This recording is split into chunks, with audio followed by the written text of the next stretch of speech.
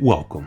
I know this is a strange video to make. I'm starting this series in the middle of the season, and towards the end of the season at that, don't care. You know what I'm saying? I just, there's a few things about today's games that I would like to get off my chest. Okay. So I'm not talking about every game, but I'm gonna talk about a lot of the games that happened today. Okay. And first of all, we're not even starting, but we're not even starting here. Kevin Stefanski, I need you. I need you to hear me, but also understand me when I say this.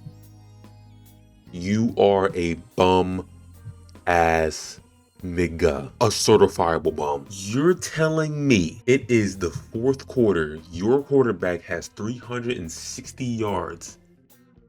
360 yards. And you take him out of the game to run the same bullshit wildcat formation that has not worked all game, by the way. For that play call, when that's for the game, you know that, right? You realize that's like the game on the line right there, right? Sure, Shador just put up the performance he just did. Kevin Smith, I want you to understand this, because clearly you fucking don't. When you don't have a quarterback on the field, it really does narrow down the plays that you can call. Like, I don't know if you don't know that, or you think that like defenses don't know that, but the Titans, the 1-11 Titans, are reading this bum ass formation like a book, And you're just gonna keep doing it. Like, you do not deserve. Actually, you know what? No, you do deserve to be the Browns coach, because the Browns are synonymous with losing. They are professional losers. So you absolutely should be the Browns head coach. But please do not drag Shador Sanders down in your misery of a ship. He's way too good to be getting held back by, horrific play calling. Like, it would be different if that was the first time. Y'all ran that 3 times and it did not work at all. It failed miserably. And you keep running it for the game when your quarterback is flaming red hot? Like, what? Somebody has to make that make sense to me. Your quarterback is balling. He had that one bad pick. Cool.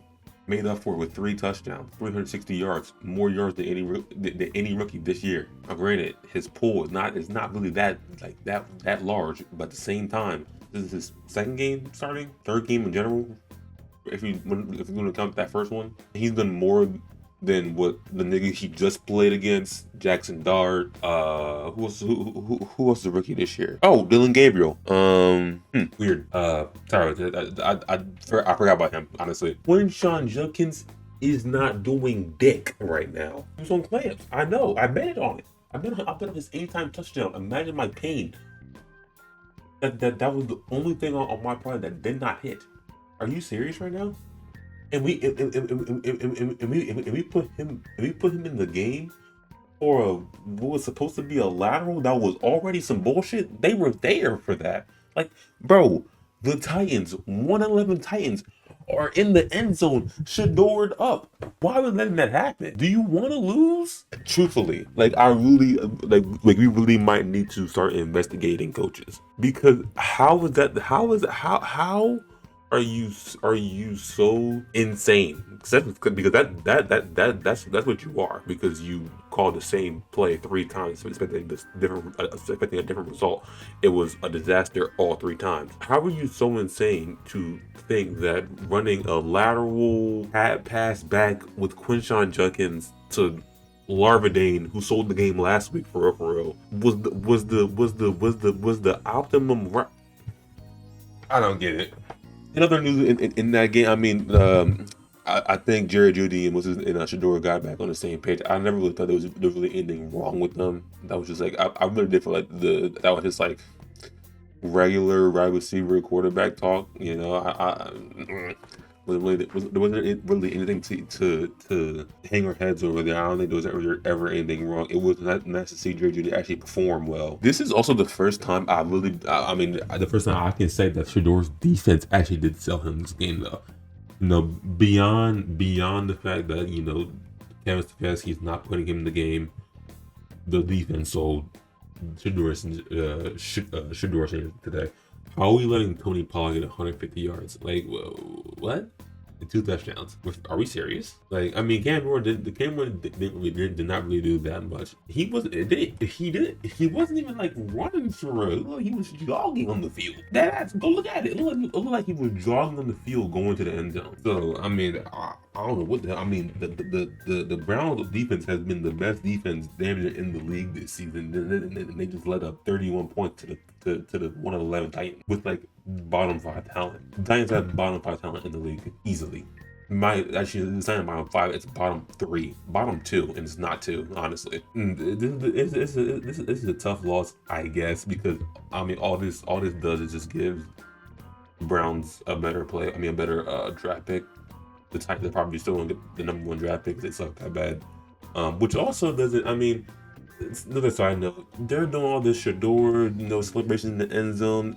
Y'all 1-11, going on 2-11, which I guess y'all won the game, but at the same time, number 1 draft pick. I really don't think you can. I mean, and he put up 29 points on your head. Really 30 or 31 if they would have did something better. Shador's balling now. I'm not really sure. I'm not really sure if we can do all this when he's balling. That's just me. But yeah, I mean the Browns suck. They're a poverty franchise, and I mean they're not going to be good. I think Shador probably is going to be gone, considering they're talking about putting Deshaun Watson back in the game next year. I hope Shador leaves that team. Any team is better than the Browns, unless he goes to the Jets. And then if that's the case, I mean, fuck. I mean, you're going from what's ass to asser? I mean, is that even ass? I mean, I don't even know if the Jets are even worse than the Browns. I mean, quick look at the standings real quick. I mean, they're both 3 and 10. Excuse me, 3 and 10 teams. I mean, both have very mediocre offenses. I mean, the Browns one is looking better now, but the Jets offense is so bad. I'm not gonna talk about the game because I mean their only points came from the Jets are sober. Like how are your only points coming from a kickoff return, a punt return, whatever it was. We're gonna move on from the Browns because they're the Browns. They're 3 and 10, and I mean no more needs to be said about them. Let's talk about these bum ass niggas on my hoodie. We won the game, but I'm not even kind of. I mean, first of all, I'm not sure about that Isaiah Likely call. Like in real time, it looked like he got it, and then the ball came up. But then on the replay, it's like, yeah, I don't know. I really don't know if I would have called that back. I really might have. I honestly, I'm not sure if I would have called that back. I might have gave that to him. Did that stop us from putting up 27 points on your head? No, it did not. So I'm not gonna say we would have lost. Anyway, this is the best I've seen DK Metcalf look. I want to get those few things off my chest. DK looked great. He actually looked like a wide receiver 1 today. He was able to get loose and make it happen. Yeah. Now onto the bad stuff. Did y'all see on that one play when we were by the Ravens end zone? Aaron Rodgers is listening to the play, right? And then he turns around and he just shakes his head. And I knew from that reaction that this play was put to be some bullshit run play that's not going to work. And lo and behold, that very next play, it was a toss play, and there was like 3 Ravens in the backfield. Can somebody explain to me what is Art Smith, Mike Tomlin, whoever is calling these plays, what is y'all obsession on running the ball on 1st and 2nd down when it's not working? Like I just need to know. I just need to understand, bro. It is 1st down. We run the ball. Cool. We get 1 to 2 yards. It's 2nd and 8. Why are we running the ball again to get another 2 yards? And now it's 3rd and 6. And now we have to pass. Or which makes no sense to me. We run some dumbass screen that does not work. This game was unnecessarily close because we have horrendous play calling. I mean, just some of the most conservative ground and pound Big Ten football I have ever seen in my life. I don't even want to, I don't know why they said Big Ten, because I don't even want to talk about football. I mean, college football right now, because that playoff bracket, that playoff decisions was some horse cock. But we're not even gonna talk about that. Let's see what else. Yeah, I'm gonna need, bro, Cam, mother loving Hayward. I do not like you anymore. I don't, because you used to be nice. You used to be a game changer, but over these past few years, you have been weird. Like, just like weird to like the organization, kind of like shady and back, and so he, he was holding out all season. Then he gets the money, and then he comes back and all that stuff. And he makes sense the whole thing, but taking care of his family, this, that, and the third. He's a 10, 15, or 10, 12 year vet or whatever the hell. I don't know. And then now he's playing like he doesn't know how to play football. Like, I just, he's like, that's what I don't get. You make a big fuss about, you're worth all this money, but yet you're not.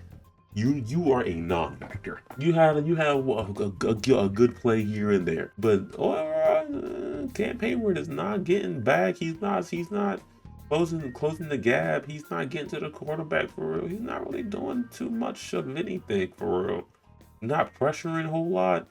I wouldn't like if it's his pressure. I wouldn't even say it's his, because got Highsmith coming down, coming around. Got TJ coming around, pushing the quarterback inwards, pushing Lamar inwards, towards Cam Hayward, and even then, no sacks.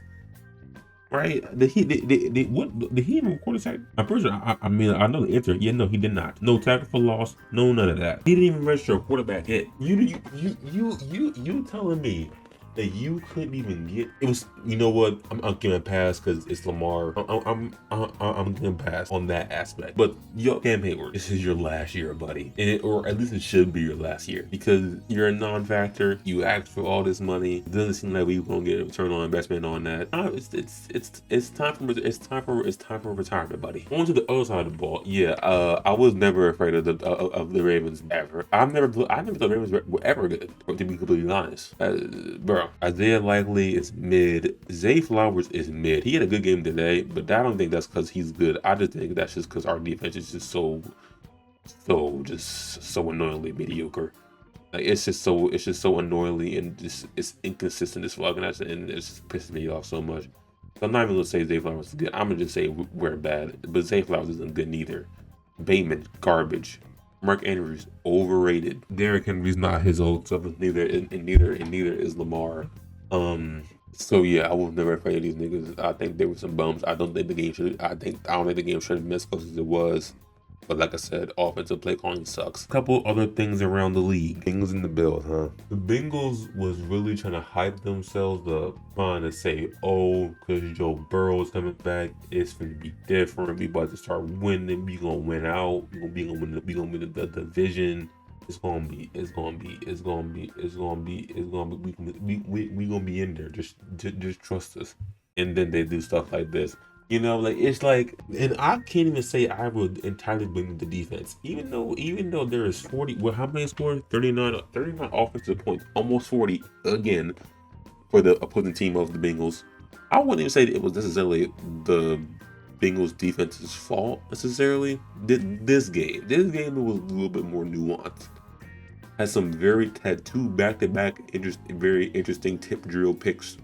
Basically the same pick twice, except one was a pick six and one wasn't. And the first one made the game a game. Second one put the game out of reach. It was really just a combination of the elements. T. Higgins had a few drops that uncharacteristic, but he did have that one-handed touchdown. That was probably one of the better catches this season.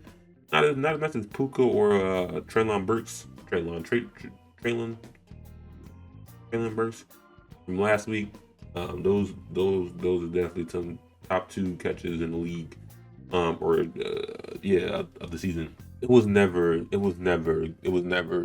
No, Bengals fan, it's over. it's next year for y'all. The Colts and the Jags was an interesting game. I feel like the Colts has so many so many chances to score, to get points, to move the ball down the field, and just like penalties. I mean, I feel like it was like mostly just like penalties, just kept bringing them back. Like honestly, what's his name wasn't playing that bad from what I saw, from the bits and pieces that I saw of that game. Riley Leonard actually did play all right.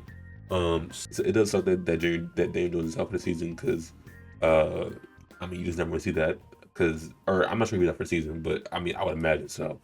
I mean, he already had a broken fibula, and now it looks like he has a torn Achilles. But it's looking like it's gonna be Riley Leonard for the rest of the season, and that's not good. It's not. It's not the worst, but it's definitely not good because now we're looking at the Colts. They might. I mean, they lose out. That's 8-9. They only got 8 wins, and they're 8-5 right now. Started out 7-0, something like that. 8-0, I don't know, but it's. I mean, the second half of the season is kind of beating the Colts' ass. It's kind of beating their ass a little bit. Yes, it was this game. There was a pass interference on Michael Pittman Jr. And I mean utter horse shit. I mean, one of the worst calls I've seen in a long time. When I say this man did not even extend his arm, like, and even if he did, it wasn't the DB didn't even move off of the OPI that he did, bro. He literally just lost him. Like the DB lost Michael Pittman Jr. What are you talking about, referee? I don't know. Would that have changed the game? Probably not, because the Jags were hooping today. Saints and Bucks. Saints, and the Saints are kind of looking on the up and up. Now what's the name is playing? Shuck. He was moving, by the way, on that touchdown he had. Or I think they might have got called back. I don't know, but Tyler Shuck had some wheels on him, low key, on that little like fake handoff. When he took that and he booted out and took off to the end zone, he was moving. I didn't even realize. I thought that was Taysom Hill at first because of how fast he was moving. And then the last game I want to talk about is the game that I just saw, which is the Chiefs and Texans. Texans defense is like that. I mean, that's the bottom line. I think they're the number one defense in the league right now, if I'm not mistaken. Not sure who be better than them. Maybe the Broncos defense. But the Bengals, not the Bengals, no, certainly not them niggas. the Texans defense is easily one of the like top 3, top 2 defenses in the league right now. Locked down. I mean, this game, honestly, I don't know if it was just me and some people maybe like, but this game was exciting. Even though it was only 17-10 or whatever it was, this game was really exciting. Like, I mean, from defensive end, I mean, big ass hits. Bro, Jalen Petrie fucked Rashee Rice up. Holy shit. Seeing that in real time was just like, you couldn't help but say, you couldn't help but say, bro. I mean, Jalen Petrie lit his ass. I honestly thought he was concussion out. Because when it happened, I was like, damn, he got fucked up and he's about to be out for 4 weeks. With a concussion. I mean, this is. I mean, we're living in wild times right now. Chiefs might not make the playoffs. I mean, right now it's bleak. They have to win out, and I think that some teams will have to lose too. And I think they would be going for wild card at this point because the Broncos are already 11-2, and they can only get to 10-7. So I think I think we're onto a wild card spot for the Chiefs, which is crazy to think about in 2025. Because I mean, like that, yeah. Like just last year they was in the Super Bowl, and this year they might not make the playoffs at all. DJ Shaw played his ass off tonight. I did think he threw the ball into the dirt a lot. But at the same time, I think that was due to the fact that, I mean, bro, this nigga Spag was sending this nigga micro blitz or what do you call them? Nano blitzes. This nigga was sending CJ Stroud straight nano blitzes. I mean, Chris Jones was get the fuck out the way on every single play after the second half started. Like, I mean, he was moving people. And it got. I mean, CJ Stroud had no time, but I feel like he really did the best what with what he could do. But yeah, I think, you know, on some plays he could throw a better ball. Like, I mean, a couple of times he thrown the ball to bounds. I'm like, damn. Like, are we serious, CJ? Like, we can't even give our guy a chance to get the ball. Yeah, I think. I mean, if they're gonna make a serious playoff push, CJ's gonna have to play consistently, but like just more consistent. Run game. The Texas run game isn't really that good. Reminds me of the Steelers run game. Crazy to think that the Patriots are top of the AFC and the Chiefs are about to not make the playoffs. And the Bears are all, I mean, even though the Bears lost today, Bears are at top of the NFC too. I mean, they're not anymore, but they're true. You see what I'm saying? Yeah, I think that was everything. You know, general recap for I saw most games today, but some of them don't really need to be commented on, and I just wanted to get my few thoughts about the way. I really want to reiterate how much of a bum Kevin Stefanski is. Yeah, I mean, I don't know if it's jealousy or if it's, I don't know what it is, but like taking the ball out of his hands in that scenario is beyond slow. What did he do to you? Like I really, that's what I want to know. Is what did Shedeur Sanders do to Kevin Stefanski to make him feel this way? But yeah, thank y'all for listening.